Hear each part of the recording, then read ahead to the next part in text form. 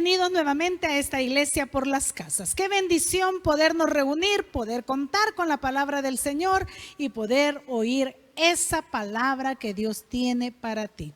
Un fuerte abrazo, un saludo cordial y vayámonos a la palabra del Señor. Quiero a esta hora que meditemos sobre Apocalipsis capítulo 2. Vamos a leer los siguientes versículos, del 18 hasta el 20, y dice de la manera siguiente: y escribe al ángel de la iglesia en Tiatira, el Hijo de Dios, el que tiene ojos como llama de fuego y pies semejantes al bronce bruñido, dice esto: yo conozco tus obras y amor y fe y servicio y tu paciencia, y que tus obras postreras son más que las primeras.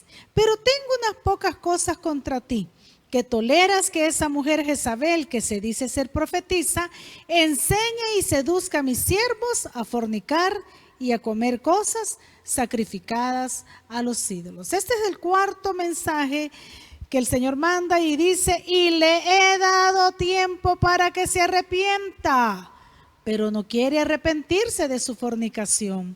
He aquí, dice el Señor, yo la arrojo en cama y en gran tribulación a los que con ella adulteran, si no se arrepienten de las obras de ella. Y a sus hijos heriré de muerte, y todas las iglesias sabrán que yo soy el que escudriña que escudriña la mente y el corazón, y os daré a cada uno según vuestras obras. Ese es el mensaje del Señor para esta iglesia. Es, como les decía, el cuarto mensaje que el Señor envía y habla a la iglesia de Tiatira. ¿Pero qué está hablando? Mire, hermano, el mal existe, el pecado existe, pero ¿cuál es la actitud que nosotros tomamos hacia eso? Es lo que marca la diferencia. Y en este mensaje a la iglesia de Tiatira quiero que descubramos 3 actitudes hacia el mal. De eso vamos a estar meditando, 3 actitudes hacia el mal. Tiatira significa ciudad de la hija, eso significa el nombre Tiatira. Actualmente está ahí en la ciudad de Etiopía. Se le conoce como la iglesia papal. Se encontraba aproximadamente a una distancia de 64 kilómetros de la iglesia de Pérgamo. Era una ciudad bastante pequeñita, pero un activo control comercial, de esas ciudades que son chiquitas, pero son muy fuertes en el área del comercio, ¿verdad? Era famosa por la producción de metales como el bronce, como las telas de púrpura, que eran muy sofisticadas en aquella época.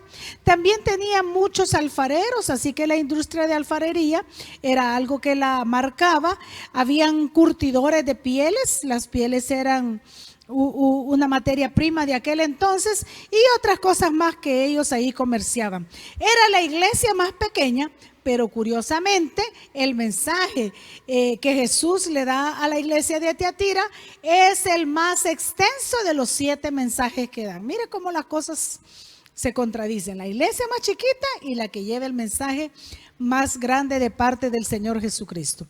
Únicamente en la iglesia de Tiatira, en su mensaje que el Señor Jesús le da, se refiere a sí mismo como el Hijo de Dios. Así que en esta porción, ahí en el versículo 18 que leímos, dice: escribe al ángel de la iglesia en Tiatira, el Hijo de Dios, dice, y está con mayúscula porque se refiere al Señor Jesucristo, el que tiene ojos como llama de fuego y pies semejantes a bronce bruñido, dice esto. ¿Qué es lo que el Señor le dice a la iglesia de Tiatira? Primero comienza el Señor con elogios, porque el Señor es un caballero y dice que le elogia el amor. Dice: yo conozco tus obras y amor y fe y servicio y tu paciencia, y que tus obras postreras son más que las primeras, ¿verdad? O sea, era una iglesia donde había amor, donde había fe, donde había servicio, donde había paciencia, y que lo que estaban haciendo y al final era mejor que lo que habían comenzado a hacer. Totalmente diferente a la iglesia de Éfeso. Pero el Señor le hace una crítica. ¿Cuál es la crítica que el Señor le hace a la iglesia de Tiatira? Allí en el versículo 20 le dice: pero tengo unas pocas cosas contra ti. ¿Qué es lo que el Señor tenía en contra de la iglesia? Que toleras que esa mujer Jezabel, que se dice ser profetisa, enseña y seduzca a mis siervos a fornicar y a comer cosas sacrificadas a los ídolos. Una de las cosas que el Señor le recrimina a la iglesia de Tiatira es que toleraba a una mujer llamada Jezabel. Jezabel era una princesa descendiente de Sidón, era una sidonia, esposa del rey de Israel llamado Acab. Era una mujer fuerte, era una mujer manipuladora, de esas que le gusta tener la sartén por el mango, que se haga lo que ellas dicen, porque si no se hace, entonces condiciona a la gente. Así era, ella se deleitaba en hacer el mal. Jezabel, mire, no es un nombre que se le debe de poner a ninguna hija. No solo influenció mal a su esposo, sino a todo el pueblo de Dios. ¿Usted quiere saber más de Jezabel? Lea el primer libro de Reyes, capítulo 21. Y ahí va a leer cómo fue de mal, que el Señor le dice en su palabra maldita. Imagínense cómo era de mala esta mujer. Jezabel representa a ese espíritu controlador y manipulador que incita al pecado. Por eso Dios no la quiere. Entonces, esa mujer Jezabel era tolerada en la iglesia de Tiatira. Y por eso el Señor le recrimina, pero tengo contra ti que toleras a esa mujer Jezabel. O sea, toleras el mal, toleras a aquella que lo está impulsando, que lo está incitando. Entonces hay tres actitudes que se toman hacia el mal o hacia el pecado y son estas. Número uno, hay personas que aman el mal. Una actitud hacia el mal es amar las cosas malas. En Apocalipsis, Juan revela tres grupos de personas que amaban el mal. Dice ahí que estaban los nicolaitas, que también son mencionados en el mensaje de la iglesia de Éfeso y en la de Pérgamo. ¿Quiénes eran los nicolaitas? Los que enseñaban que es bueno alimentar los deseos de la carne. Ahí en el capítulo 2, en el versículo 6, el Señor le dice, pero tienes esto que aborrece las obras de los nicolaitas, le dice a la iglesia de Éfeso, las cuales dice, yo también aborrezco.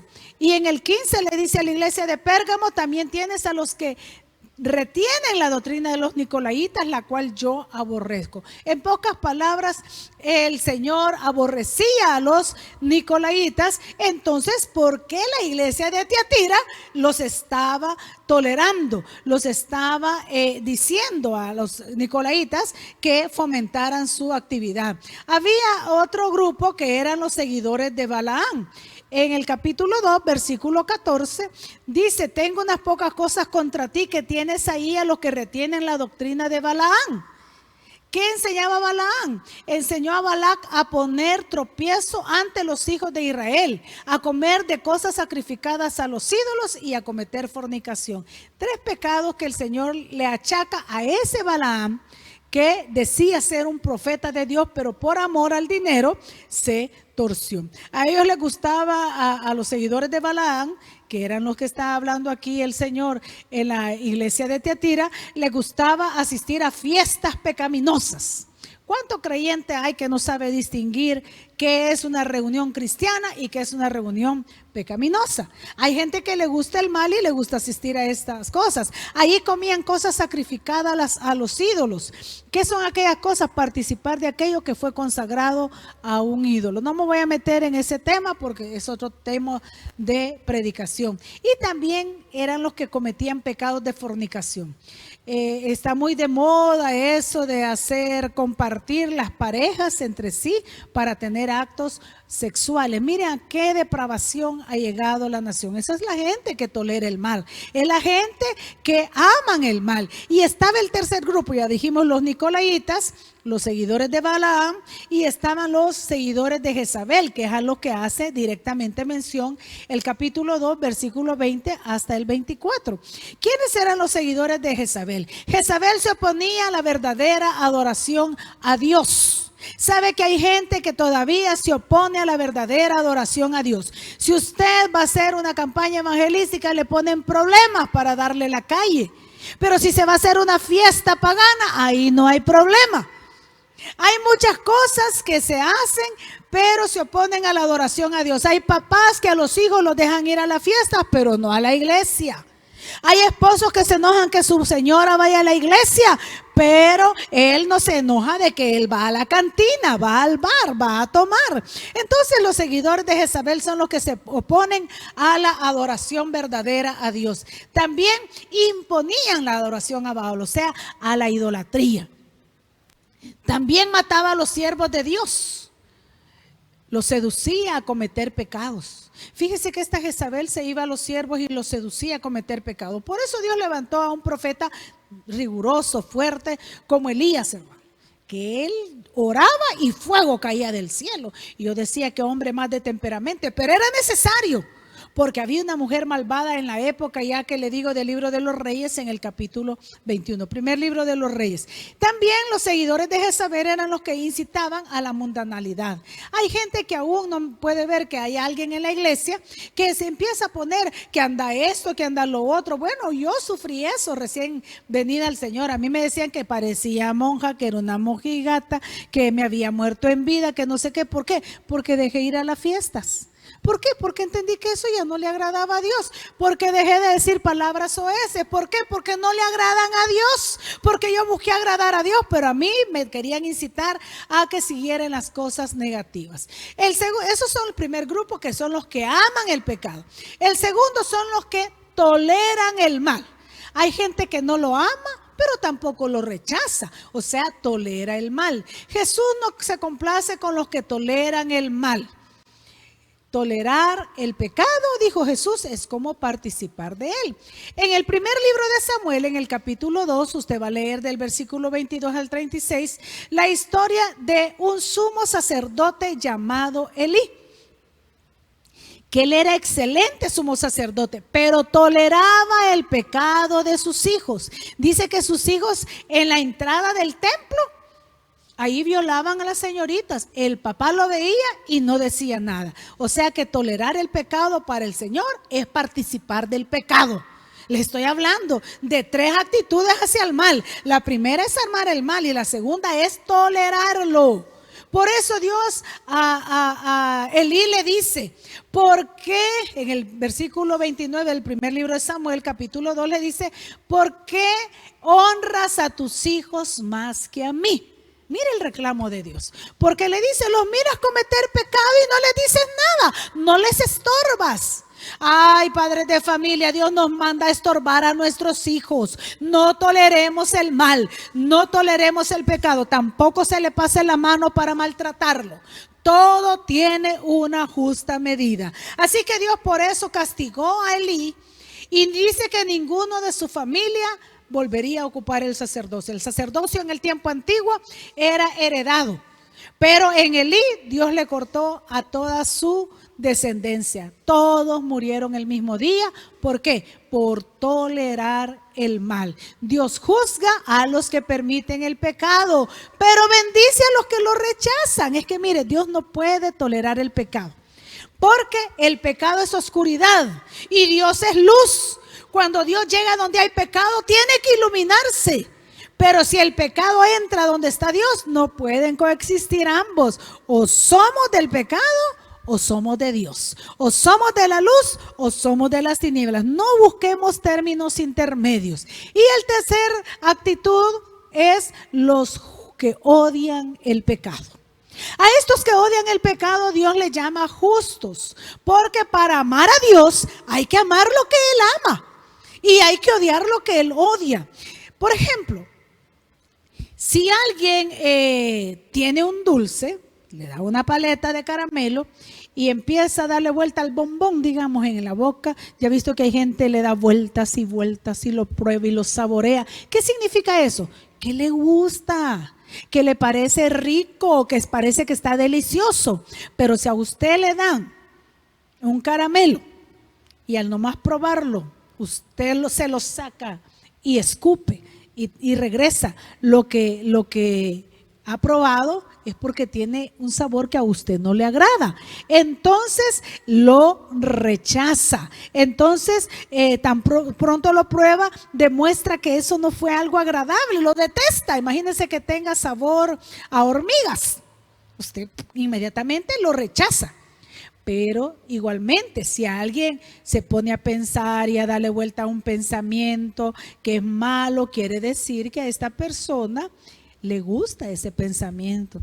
Es que no sé, hombre, con eso de la pornografía, yo no sé si la viera para ver qué tan malo es. Y comienza a darle vuelta, quiere decir que le gusta, está como saboreando el caramelo.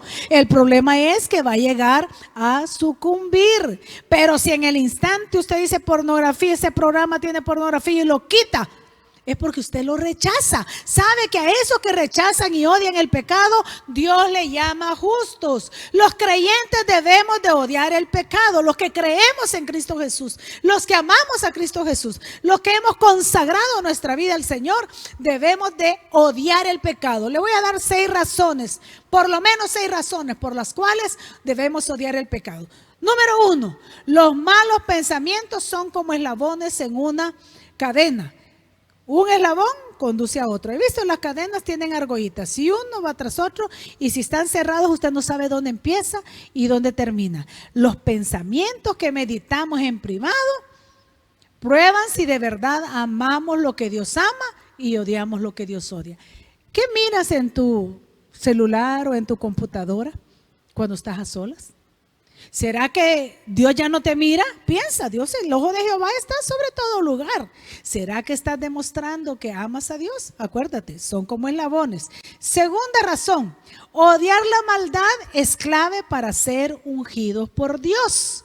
En Hebreos 1:9 el Señor dice: has amado la justicia y aborrecido la maldad, por lo cual Dios te ungió, el Dios tuyo. Hay gente que está buscando la llenura del Espíritu Santo y dice: ¿por qué no me bautiza? Pregúntate. ¿Le estás dando vuelta a pensamientos inicuos o hay algo malo que Dios ya te demostró que es malo y tú no lo quieres rechazar? Entonces es la clave para ser ungido por Dios. Tercero, odiar el mal es clave para la comunión con Dios. Amós, el profeta Amós, capítulo 3, versículo 3 dice: andarán dos juntos si no estuvieren de acuerdo. En ninguna manera, dice. ¿Andará Dios con nosotros si no está de acuerdo con nosotros? No va a andar. Si tus pensamientos no son correctos, Dios no va a poder caminar contigo. O somos amigos de Dios o somos amigos del mundo. Y el Señor dice: no podemos servir a dos señores a la vez. Cuarta razón, la maldad mató a Cristo y destruye a las personas. Acuérdese que aquel grupo de gente que estaba allá cuando Pilato le dijo: ¿a quién quieren que le suelte? ¿A Barrabás o a este que llaman el Cristo? Y aquellos que se habían servido de él, quizás que habían sido sanados, quizás que habían sido lamentados, también dijeron: crucifícale, crucifícale, porque había maldad adentro de ellos. ¿Cuántos de los que estamos aquí congregados a esta hora o quizás nos van a ver ya en reproducción o por grabación se sirvieron de Dios? Dios los sanó, te libró de la muerte, te ha provisto, te ha guardado, te ha dado trabajo. Cuando no tenías trabajo eras creyente, hoy que los tienes te has olvidado del Señor. La maldad llega a matar a Cristo aún en nuestro corazón. Quinta razón. El pecado es la carnada de Satanás. El pecado es como la carnada del anzuelo que Satanás nos tira. ¿Qué dice la palabra de Dios en Amós capítulo 5 versículo 15? Dice: aborreced el mal y amad el bien y estableced la justicia en juicio.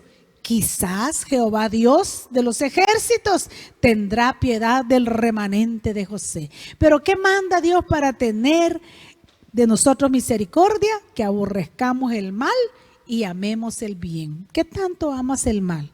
¿O te gusta el mal? ¿Sabe que la gente hasta en los programas televisivos que mira da a conocer cuál es su preferencia? Si lo malo o lo bueno. ¿Qué gracia tiene estar viendo programas que es solo de matar o de hacer daño? Y sexto, el pecado puede ser la causa por la que el Señor disciplina a un creyente con enfermedades. Mire lo que dice el versículo 22 de Apocalipsis capítulo 2. He aquí, dice el Señor, que a esa Jezabel yo la arrojo en cama y en gran tribulación a los que con ella adulteran. O sea, hechor y consentidor penan igual, si no se arrepienten de las obras de ella. Y a sus hijos dice: heriré de muerte, y todas las iglesias sabrán que yo soy el que escudriña la mente y el corazón, y yo daré a cada uno, dice el Señor, según sus obras. 6 razones por las cuales debemos de odiar el pecado. Si usted ha amado, tolerado el pecado, arrepiéntase. Dios perdona y limpia a los que se arrepienten. Primera de Juan 1:9 dice que si confesamos nuestros pecados, Él es fiel y justo para perdonar nuestros pecados y limpiarnos de esta maldad. ¿Estás arrepentido? ¿Reconoces que has pecado? Te dejo esta oración para que la repitas y te vuelvas a amistar con Dios. Hazla, comunícate con nosotros y hasta la próxima. Que Dios te bendiga. Querido amigo, querida amiga, quiero invitarte a que rindas tu corazón a Cristo Jesús. Él te ama y quiere salvarte, pero tú debes de invitarlo a que entre a tu corazón. Déjame dirigirte en una oración de arrepentimiento y fe para que puedas convertirte en un hijo o una hija de Dios. Repite conmigo. Padre Celestial, reconozco que soy pecador. Yo te acepto como mi único y suficiente Salvador de mi vida y de mi alma. Perdona todos mis pecados. Límpiame con tu preciosa sangre. Escribe mi nombre en el libro de la vida. Séllame con tu Santo Espíritu y guíame en mi diario vivir. Abro mi corazón para que hagas de él tu morada.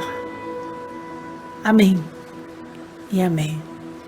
Si repetiste esta oración, ahora te invito a que te reportes con nosotros para darte un seguimiento y poderte ayudar en este caminar que has iniciado ahora, que es una nueva vida. Escríbenos al WhatsApp al 77484137 y podamos nosotros de esa manera ayudarte, o escríbenos a los medios de comunicación que aquí te estamos presentando. Te aconsejo que platiques con Dios. De aquí en adelante eso se llama orar, pero también, si puedes y tienes, leas de su palabra. Que Dios te bendiga.